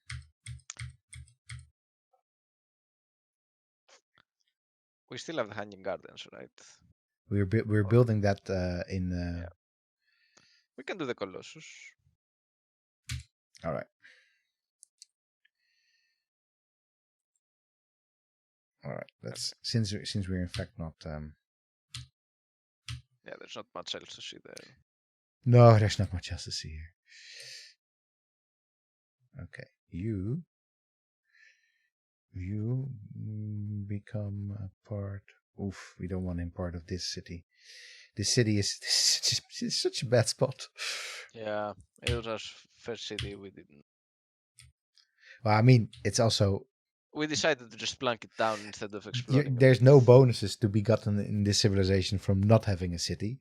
So, in contrast to the Maori, Yeah, so this can carry a lot more. So let's just move this one up there. but that was the original plan anyway. Yeah. We discovered masonry. Talking about not very good pixel art. Ah, this is a horrible pixel art. Yeah, Yes, this is really horrible pixel art. But I think they did not put that much work into the icons for all the advances. Although this is not true because the ceremonial burial was actually really nice. yeah, that's it. Yeah, I think actually they probably put work into things that they thought were really cool. Yeah, So I'll read masonry, and then you look it up in your guide. yeah, okay. I'm saying your guide, but it's actually my freaking guide. I just gave it to you before this whole quarantine business, and now you have it in your house. Now I have it. Yes, All exactly. right. The aggregation of people into the first cities required permanent buildings. Well, sure. Wait. The aggregation of people in the first city required permanent, not the other way around. It's not like permanent buildings all together eventually turned into a city. No, exactly. No, they were like, now we all want to live together. Now we need, Okay, anyway, Yes. to fill the need for these structures, some of the new city dwellers became experts in the technique of masonry. This. Yes. Anyway, this technology utilized rocks and mud bricks, cementing these materials into buildings and walls. With Yeah. experience, their buildings grew larger and more elaborate. Walls became more imposing, and the work became more permanent and pleasing to the eye. Years of experience led to more sophisticated techniques of construction. So it's interesting, like it's. And also, I like the fact that it is just like bricklaying that they're going for here. It's like, Yeah, but yes, it's literally like just stacking stones on top of stacking each other. stones. Yes, exactly. This So, is an advancement all right, apparently. you talk a little bit about what, and then we'll just deconstruct what this actually is about. Okay, so what's in the guide you mean? Yeah. Um the use of stones as a building material is an excellent example of humankind adapting the natural resources at hand into technological applications. Even in prehistoric times, there is evidence of settlements in Ireland where, where circular stone huts were built from materials gathered at hand. These early masons dug a circular trench and anchored the larger stones in place partially within the trench and partially above the ground in order to create a stable foundation. In Egypt, masonry has been attested as early as the 4th millennium BC and was integral to their state and ceremonial building programs. In Assyria and Persia, masonry developed via a brick-making industry that created artificial stones from the mud and clay available in their surroundings. The Greeks were able to refine the art of cutting stones and fine edges and smoothing them together with a limestone mortar. One of the most important advances in the history of masonry was the development of concrete under the Romans, who made cement out of the volcanic ash which was readily available in their locale and later added rocks to create concrete. Yes. But that's construction. That's what the Romans do, because that construction you get Colosseum. So J.A. makes the rightful remark that cementing is not the same thing as stacking stones. No. or bricks. But, so, and once more, we also find this in the Macmillan World History Fact Finder. In the following way: 1800 to 1700 BC, mud brick arches and vaults built in Mesopotamia using pitched brick technique, no centering. And that's under discovery and invention. So it's not masonry itself, really, that is that they went for here, but clearly Sid read something about. We're trying to get into the head of Sid. That's just it's such a fun thing to do. But I'm just saying that if you're looking for stuff, then you're like, for stuff that is sort of a thing. Then you're like, what shall we do? We need something with, like, I don't know. Now they need to be able to build more stuff. These players. Yeah. Oh, there's something about mud brick archers involved. Okay, yeah, that kind of seems like the thing. Yeah. It doesn't really say anything about cities, of course. So that is in general is the thing. Is there's very little information on all these things, on all these tiny facts in it. Was sort of what it means. Like, for example, no centering. I haven't got a clue what the no centering technique means, but it's just in there as this little fact. You know what? Wiki-crutch me for this, Aris. Tell me, what is no centering in masonry? How do you even... Centering, Centring. Yeah. And then just no centering. That's what it says, no centering. So it literally says pitched brick, and then between parentheses, no centering. And then... So, centering is a type of falsework, the temporary structure upon which the stones of an arc or vault are laid during construction. Until the keystone is inserted, an arch has no strength and needs a centering to keep the washers in their correct relative positions. No centering? So I don't know either. Probably they simply mean that they didn't do that centering yet to make these arches. I don't know. I don't know. It's confusing. Yeah, all right, it does allow us a shit ton of stuff. It does allow us mathematics, which is weird-ish in a way. Feudalism with monarchy. So I guess the general idea is, as people are building stuff, they in fact need to know geometry to do actual architectural plans, and that's why they go for and that's together with alphabet, because alphabet doesn't leads to algebra. I honestly don't know. In a way, alphabet is weirder than alphabet also comes much later, of course, than all of this stuff. Than mathematics. Also after mathematics, yeah. Yes. Anyway, construction with currency, and then a palace because improvement. You have to pay for it, of course. Yes. It's not construction if you don't pay for it. Yes. I'm sorry. Well, that's for true. And then we get the Built Pyramids wonder and the Great Wall wonder. All right, that's so this is actually a very good one. So what we can go for now, straight up, is feudalism. Sure. So we don't really need it right now. Oh, we're going pretty good here, I think. So in terms of enemies, we don't really need it right now. So in fact, I think we should just go for some of the earlier ones like mysticism or even mathematics. Yeah, maybe Mathematics we mathematics also is don't good. really need right now. Because mathematics is just for catapults, if I remember correctly. Mathematics also leads you to astronomy with mysticism. All right, and currency allows us to build something that we will get more money for through. Yeah. Let's just go for mysticism. We have to sort of do it anyway. So I'm gonna have a little look at Mathematics actually gives a lot because from mathematics you go to physics, to astronomy, to university, and to computers eventually. And then it eventually. gives you the eventually with electronics. But So let's have a little look at the trade advisor. Total income is 0. Total cost is 2. So we kind of need to start raising taxes in some point. yeah. Wonders of the world. There's nothing there yet, I think. No, nothing yet. Is it crashing? Is the game crashing? I hope not. No, Oh. it looks like it's playing. Okay. Top 5 cities. Oh, that's nice. Oh, we're first actually. You can hardly see it, but we actually have Rome, Babylon, and Paris, and so these are actually our opponents, Aris. We are playing against the Romans, the Babylonians, the French, and the Aztecs.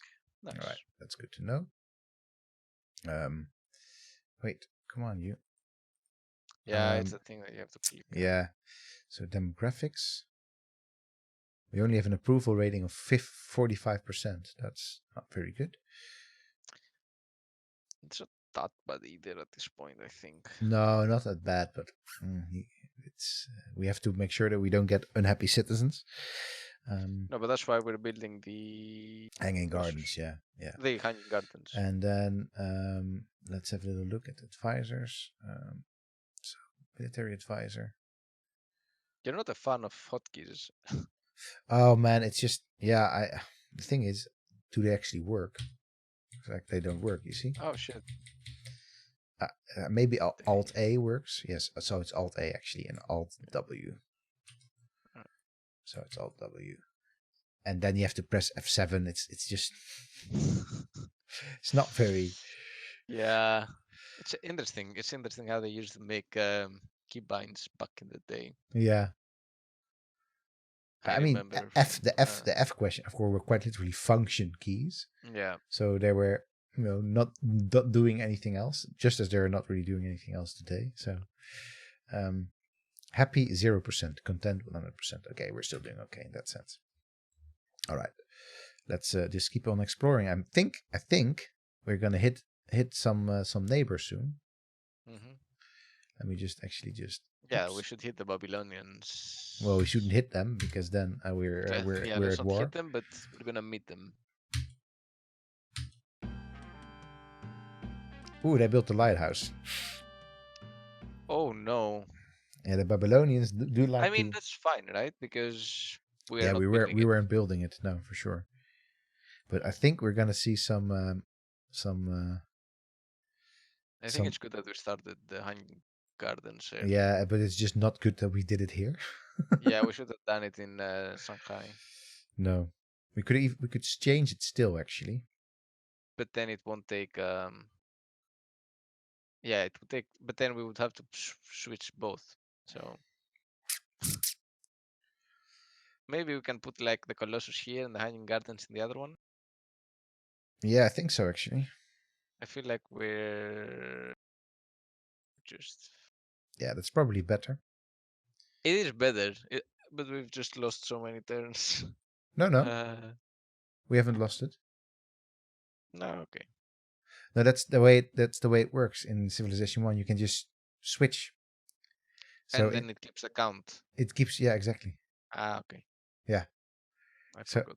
Yeah. No, it just is like if we go for something less, then no. But if it's just just basically we're not really building it, we're just collecting shields, and all of a sudden we have so many shields. Like boom, so many shields that it's there. Yes, it's now we're gonna pay for it or something with shields. Which I always thought it's an interesting, like, why did they go for shields as production? Anyway. I guess it represents manpower in a way. Why? How? The icon here is not really a good symbol. Funds are running low. Yes. All right. So the happy-go-lucky moments of a lot of signs are sort of done. Yeah. So let's. So actually now we're good. So 2. That should be enough for now to be stable. We're not earning money, but we're not losing it anymore either.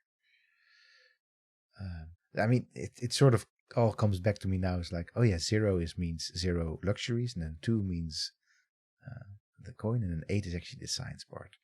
All right, come on, you Babylonians. Warning, funds running low. Yes, we know. We just raised our taxes. Oh, man. I guess we are already. That's a pity. We already have 3 buildings then. Oh yes, the palace, of course, and then and then 3 canaries. That's a pity. All right, tax rates. Yeah. Boom. We don't want to do it. We have to do it. All right, same here. We don't want to do it, but we have to do it. Oh, yeah, there we go. That could be good. It could also be very shitty in terms of. Oh yes, these are the best. These are the best units to have because they don't have a home city. Yeah. So they don't put pressure on your. On your cities. On your cities. Yeah, exactly. So that's really, really, really good actually. So you're gonna change your home city to this one. And that means you actually get to grow and be happy. There's a very dirty trick to settlers. Do you know the dirty trick? No. All right, I'll show you once, but after that I cannot do this anymore because that just would be. Will it break the game? Well, yeah, it kind of breaks the game in terms of the player just getting too much advantages too soon. So wait. So you, my friend, you go and explore because we don't really need you here. You find villages. So what are we doing with the Legion, dude? Shall we just march it back? Yeah, let's march it back. Just give him around, just for protections. Yeah, he's mostly useful as he's not very good he's very good as a offensive unit. Okay. But he's not very good at defense. He's the same as a militia at defense. Or we can move him with our yeah, horse right there. No, the horse will go faster. Yeah. But no, let's just bring. Let's bring him back. Move him to the north. Yeah, exactly. Let's bring him back in a circuit a roundabout way. That's a circuit. Circuitous? What do you want to say? Yeah, exactly. Yeah, that's what I want to say, but I just don't. Okay, there we go. There we go. Yes, we will. Oh, look at him. Greetings from the most exalted Emperor Hammurabi of the Babylonians. Excellent. So I will say that from a lot of these people, like these leaders, I probably heard of them first through civilization.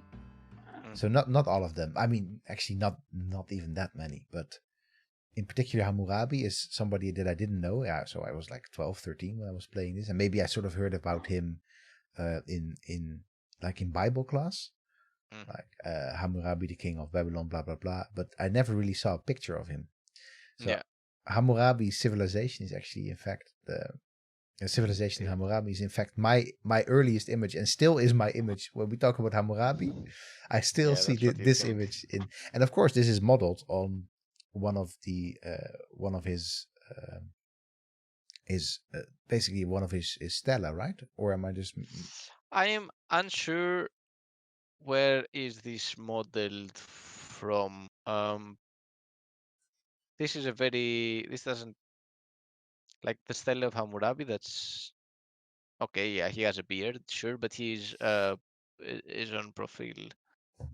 He's not on fuss, so we don't Well, really know. we don't really know. I mean, we don't really know anyway. But No, but there is this is a bust of the hat is kind of the headwear is kind of. is the hat is relatively okay. Yeah, hat is And relatively the okay. beard is okay. I mean, basically, this is Beard should you. be there. This The is you. mustache is This a is little bit. you. Yeah, this is me. Yeah, a classic. Classic. Yeah, in terms Uh, of clothing, it's also should be relatively okay. I mean, we don't know of the colors, of course. Um, not super detailedly. This no. the stuff thing that he's wearing. There were these type of stuff like objects that kings of the time would hold. We Basically, don't know if they would a scepter or something. scepters. Yeah. Um, yeah. Who knows? The piercing, I don't think so. In the ear, you mean over here? Yeah, Also, just the one. just the one because in the left ear because he's a man. Exactly. This is so 80s. This is Yeah. like 70s, 80s counterculture piercing in all of their ears. Like, no, not two of them. No, not two No, earrings, because one in the men don't left. do that. No, men wear one earring in the left ear. That's the that's how I also like the kind of stuff in the 90s that brought us up, right? Yeah, yeah. If you were a man, you had to wear your watch on the left hand. On the left hand. Yeah, yeah, yeah, for sure. Period. Like you could not fathomly like put Oh, it on yeah, the yeah, right hand. yeah. Exactly. And indeed, You would be mocked at school. with the At school to piercings, death. would be Yeah, absolutely fine if you had a piercing in your ear in the Netherlands yeah, as a man. But if you had two of them, or in the wrong ear, yeah. that's That was too I had that a much. lot actually with with the ring that I was wearing. I'm Yeah, already wearing since I'm 18.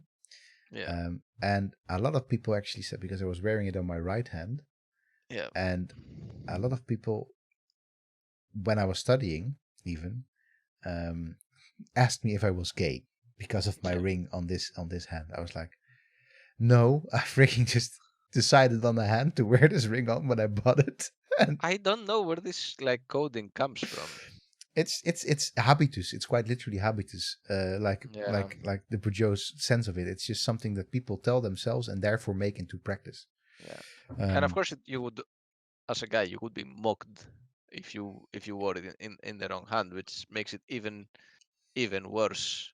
That yes, even I, if you were like I, I, gay, I love this. I love this ring, but I think I actually may have ended up missing a couple of encounters because of it.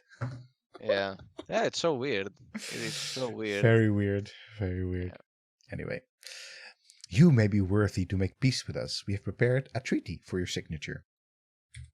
Look at his smile. Like, Yes, yes. Yeah, I exactly. would not sign a treaty with somebody that smiles like this. Oh. Like blinking, like, yeah, go on, Also, do it. yeah, also the ones in the back, Like, yeah, yeah, yeah, yeah. Do it, do it. they're I mean, you can say whatever you want, but this is also some good frigging pixel art. this is a yeah, this is significantly better than Yeah, yeah, no, for sure, the one that we saw earlier. and actually super expressive as well. Like this is like, I mean, Yeah, it's too expressive, but you know, yeah, a little bit too expressive, but sure. yeah. All right, I accept, mean, it works. Also, accept, right? Or what? I mean, we do accept, but it's weird that we don't get to see what the treaty entails. Like, oh, we have prepared this treaty. Okay, This treaty that will you give all your cities to me. Okay, accept. okay, accept. But yeah, accept it. We affirm this treaty of eternal friendship and goodwill between the people of the Babylonian and Chinese civilizations. I mean, Well, eternal sounds like a lot. that sounds like a long time, my friend. I'm kind of afraid that you and I will have a run in at some point. We welcome the friendship of the Chinese people and their most wise and magnificent leader, Emperor Random. I'm a Oh no, despot. we're emperors, not prince. Interestingly, we are emperors. I guess that is just something that they'll call you when you're a despot. I don't know. So you respond, we welcome peace with the Babylonians, have a military proposal for you, demand tribute for our patience. Oh shit. I'm gonna say let's welcome him. We just welcome peace with the Babylonians. Yeah. Yes. Playing smart. Ooh, 200,000 citizens. So this is one of those things that I ended up really liking in Civilization. It's like they will tell you how many citizens in your empire. Yeah. And also they just called it what it was, like empire. Yeah. It is just they were not sugarcoating it. No, exactly. Like there's this is an empire. So and it's interesting that it's like because they would codify the fact that you're like, oh, in this city you have like 3 workers, like or whatever. Yeah. But actually, it meant something. It meant 200,000. Now, exactly. You know that one population means 100,000 in Civ 6, but nobody tells you ever. No, exactly. So it becomes so abstract, the notion of population. Yeah. So and in Civ 1, it simply means so we actually have in total we have 10 dudes in our cities. So that means that every dude here means 20,000. Yeah. Which also means that you can never get quite so big a city or basically a civilization as in later games. No. All right. So you are still moving back, and you are going to not piss off the Babylonians. Oops, cancel action. Okay. Close call. Close call. Okay, well, we've settlers here. That's really good. All right. And, well, they will have to carry it for a little bit.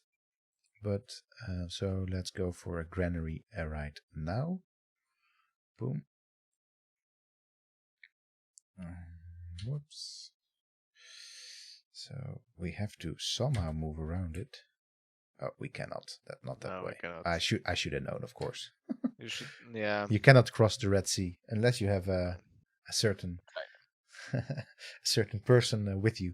So the following cheap trick existed. I think it must probably also exist in this version of the game. Mm-hmm. The following cheap trick existed with settlers, so that you just move over here, and you say, okay, give me some irrigation. And wait, let me just make sure that I'm now going to wake this Duderino up. So probably will wake up later. So you will have to move over here. All right.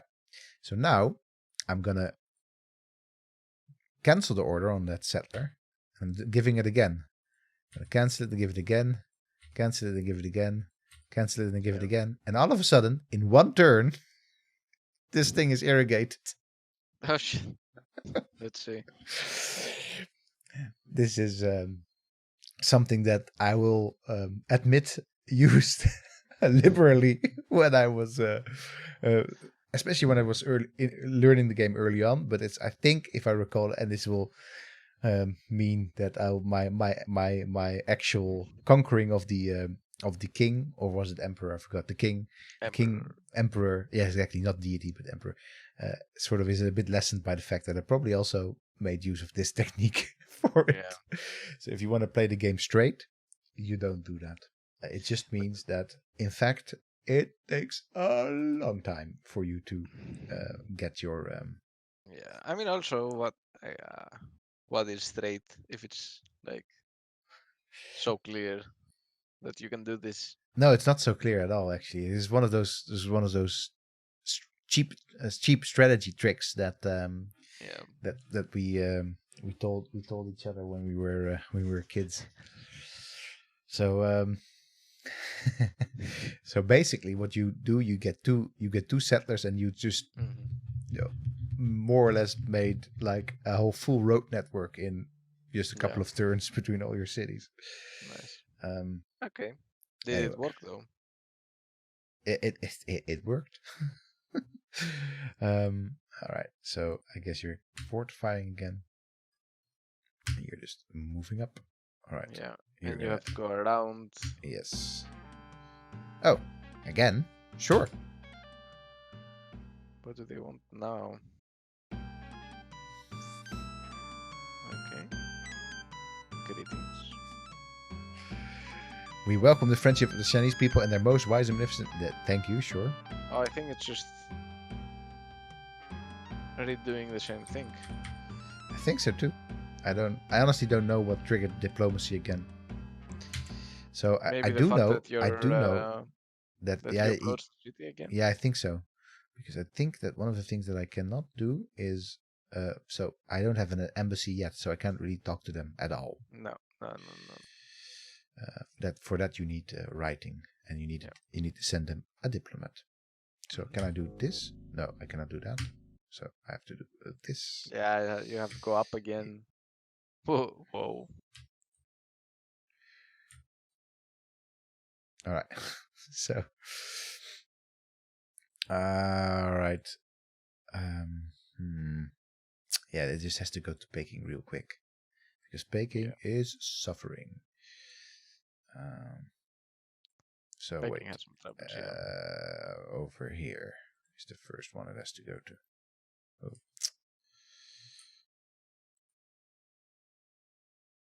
Okay. Yes, go Okay. up and left. Yes. Yeah. Oh, look at the frigging Babylonians in there. Wow. They've been busy. You've been busy. All right. Another. Hey, there was a village there. Yes, for sure. We will get to it in a bit. Hey, there's a village here too. Funds are running low. Oh yes. Okay. We will. Yeah, okay. We will raise the taxes. We've raised the taxes quite a bit. Yeah. This is the moment in the game where you always have to do that, and especially because we've got baking basically not growing at all. Yeah. So it is the irrigation. Yeah, it does need a lot of irrigation. All right, be prepared to just unleash the horde of barbarians. Oh, Scrolls of Ancient Wisdom. this thing. I'm sure we ranted about it when when we played Civilization 6, but I never understood this. Like, how or what? First of all, by the way, you can actually get like literacy, like the alphabet, Yeah. or writing through this. It's like, Yeah. you wander into some village and you get a scroll of ancient wisdom. Yeah. Oh, mathematics. So this is actually pretty good, the one that we're getting. So I think it just randomly picks one of the things that you need to do. Yeah, exactly. And it doesn't really look at how much like light bulbs it costs, even, I think. So, all right. There we are. From the earliest alphabets, some symbols came to represent the concept of numbers. Wait. Okay, I guess. Yes. This is no, not at all. The concept of numbers exists before writing. Actually, like counting, the concept of Yes. numbers predates is the precursor of writing. So Yeah, exactly, because that's the thing. That's why they went for like accounting, right? They were just sort of, well, anyway. So that's wrong. Mathematics arose from the needs of agriculture and commerce to keep track of quantities, accounts, and measurements. Farmers needed to know the size of the yield from their fields. Traders needed to know what they had available for barter and rates of exchange. Masons needed to know the dimensions of the structure they were building. The development of mathematics was critical to the future advance of physics and other sciences. Well, the last part, I guess, is true, de facto. I like the fact farmers needed to know the size of the yield from their fields. No, they didn't. They didn't really have to know that. You know who needed to know that? Their kings. yeah, but that's the difference. The problem here is that it shifts the requirement. It's not like they needed to do this. The fact that they had knowledge, that knowledge of well, of quantities, yes. numbering, of quantities, and then mathematics eventually evolved. It allowed for some more complicated actions to be taken, like proper Like tax, trading with for trade. example. Yeah. Yeah. But it's not, they weren't like, oh, if If, only we had a way to yes. know the size of our yield, if only. And then It's not that somebody's they, like, it's not that they could just walk to their shed and see, like, well, the shed is full. yeah, yeah. To their I granary. I have a problem. I don't know. I can't remember if I talked about it last week or not. I don't think I did. I have a problem in general with this concept of discovery from an individual. And I had a conflict with a professor of mine in Greece at some point where we were discussing the development of the alphabet. Hmm. And then she was arguing that there must be at some point a person who like had the idea of script and is like, oh, we can write, and then explained it to someone else, and then that's how it kind of caught up. And I can't, I don't No, buy this. I don't think this is how no, it works no. at all. I mean, the way that it does work is, of course, that small groups of people see the benefit in certain new societal, material, cultural, technological advances. Yeah, So, for example, if you think about the fact of computers, this started with a small group of people being like, yeah, this is really the thing. This thing, the computer, we yeah, really need to like do a lot of research into this, and we will because it's a lot of fun for us. yeah, Same thing probably with writings. Like a small group of people suddenly understood what the worlds that this would open up. yeah. But And but even then, it's like such a slow process, and because of today's like constant and speedy technological advancements, we tend not to at think, all, not at all. We don't. No, I don't see hoverboards, my friend. no, no. But I mean, computers have developed very quickly over a very short period of time, while writing probably developed extremely slowly over an extremely long period of time. Yeah. And it's very hard to grasp the fact that it took people like hundreds, if not thousands of years to come up with the concept of writing and how you write and the Well, alphabet. not the concept of it, the structure that we now Yeah, recognize as the concept of writing. yeah, That I here I always like the, I do. I like the idea of entanglement, right? yeah, That not quantum entanglement. That's what you like, but entanglement of things coming together and over time yeah, changing into other things and changing into yeah, larger systems. So clearly, all sorts of things were coming together to create the thing that we now say is mathematics. yeah, And that's of course something that, interestingly, and I used the concept of a tech tree to have a little look at entanglement itself.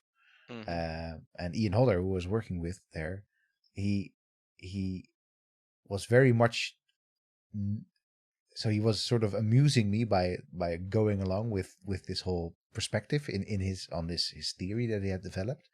But he was also very much like pointing out where it broke down. For example, in the fact that there's no individual node that ends up becoming, in the case of his work, like pottery. hmm, I mean, it's very hard to pin down nodes, just as it's very hard to pin down mathematics as this yeah, one advancement, especially done yeah, by one person.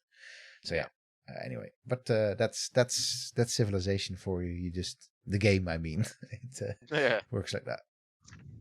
It allows us a shit ton.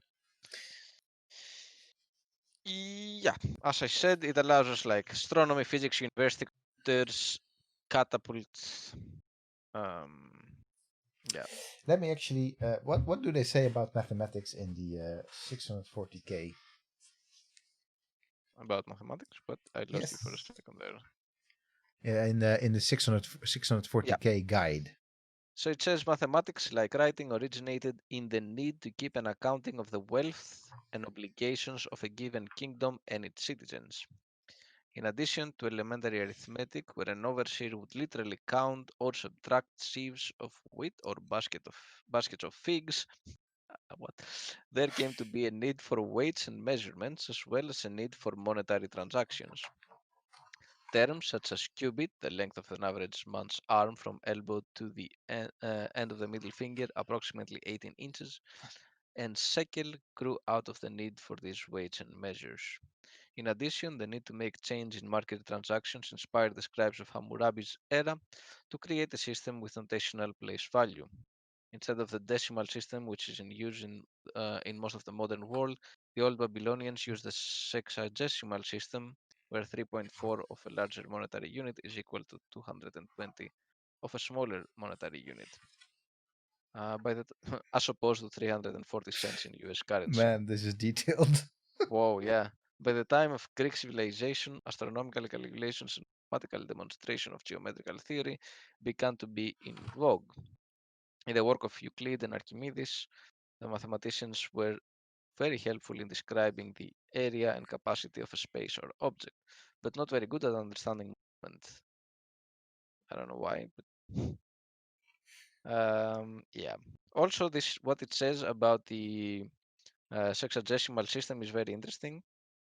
I'm not exactly sure what it talks about the monetary unit being 3.4 equal to 220 of a smaller monetary unit, but the sexagesimal system is actually they were counted in sixes instead of tens. Yes. That's what it means, sexagesimal.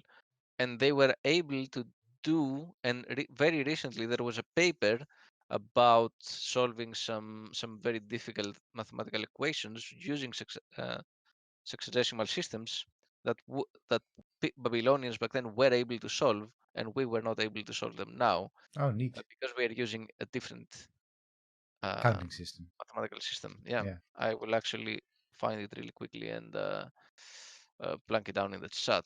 Very nice. So actually, I was browsing through the tech tree, the timeline in the Macmillan's World Historical Fact Finder, and actually found the reference to masonry now. So that's actually 2700 to 2600 evolution of masonry techniques at Saqqara. So there, of course, Saqqara being interesting because Saqqara is, of course, Egypt. Egypt, yeah, Not necessarily known for its pyramids, but still, yeah, Saqqara means Egypt. Hence, I could see how masonry could lead to the pyramid world wonder in the game mechanic. Man, I think it's time to wrap up. yeah, for sure. I just want to find mathematics,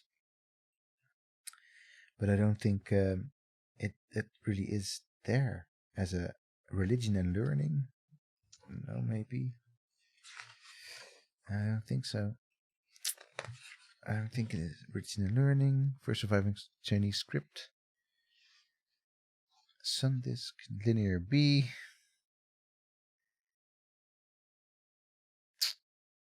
It doesn't really talk very much about mathematics, in fact, at all.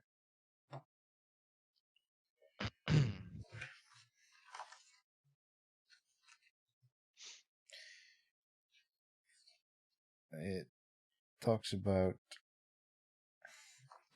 it very late on. Yeah. I think it actually talks about it. No, not even really. If I find it later, I will. Yeah. I'll think about it. But we do have to be wrapping up because it has been 2 hours again. Well, that was we progressed quite a bit. Uh, We progressed more than we're still very much in the early game. yeah, for sure. But we did 1,400 years or something.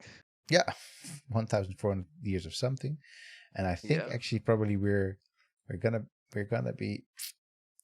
I think we're gonna be a little bit behind the power curve when I see how much Babylon has in terms of irrigation right now. Yeah. It's But it probably doesn't have many more cities.